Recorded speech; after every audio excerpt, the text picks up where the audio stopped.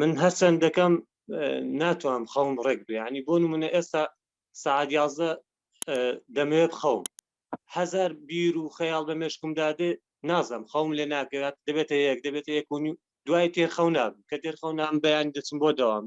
نیوەڕۆکە دێمەوە بۆ منە دوای نیوەڕۆ دەچم بۆ سەنتەری قورئان شەو دێمەوە ڕاستە خۆی ینی مێشکت بەباشی ئیش ناکاتە تێرخەو نەبی. چۆن سیستەمی خەوم ڕێککەم بە ئەزمموی خۆت یەکێ لە شتە باشەکان ئەوەیە کە تۆ ئەو شوێنی تایە ئەخەوی بۆ نمونە ژوورێکە پێشوەخت پەنجەر و دەرگات داخستووە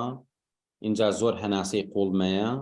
اینجا بچۆ بیر لە جیسمی خۆت بکەرەوە مەسەرەن بیر لە قاچ بکەرەوە هەر تەرکیزی لای قاچ بێ چەند خۆشە ئیسراحەتی کردووە بزانە زۆر هیلاک یعنی خەیاڵێ بکە کە زۆر هیلاکی نەخەوتووی و ئیتر بێنە پێشاوی خۆکە ئێستا قاچە چۆن شلە بێ دەستت چۆن خاوە بێتەوە چۆن حەزەکەی بخەوی مەسەلەن ئەو کاتانە بێنە پێشاوی خۆ بەیانیە هەڵتەسێن حەزناکەی هەڵسی ئەم جۆرە خەیاڵە یارمەتیتەیە و پێشوەخت بە 40 دقەیەک هەوڵ بە چایەکی وەکو چای گوڵەفەقێ بخۆرەوە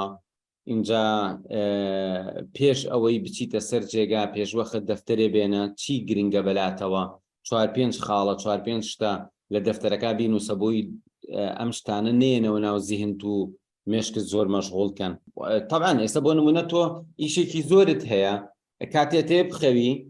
لەو دقا خەیاڵت بۆیە خەیاڵی ئەنواع شتت بۆیە مەسەلەن ئەم ئیشە بەیانی وای لێکەم ئەوە بۆیە تەلەفۆنم بۆ بکردە ئەمە یعنی ئێستا زۆرێکمان کە خەومان ئەسڕێ پەیوەندی بۆ هەیە تۆ دنیای ئیش لە خەیاڵتایە بۆ ئەوەی ئەم شتانە یەکجار لە کۆڵی مێشکی خۆتی بکەیتەوە ئەگەر پێش ئەوەی بیرەوە بکەیتەوە بچی بخەوی دەفتەرەکە بێنی شتەکان بنووسی بڵێ ئیتر بەیانی هەڵسام سەیری ئەەکەم ئەمە وا ئەکا لا شعورت مرتاح ببێ کە ئەم شتانە تۆ لە بیرت ناچێت و نەچات ئەمە بە ڕێگایەکە لەو ڕێگایانی کە ئەو شتانی کە ڕۆژانە مێشتی پێوە مەشغوڵە بێ تۆ بیخەیتە سەر دەفتەرەکە و لای بێ لە مێشتە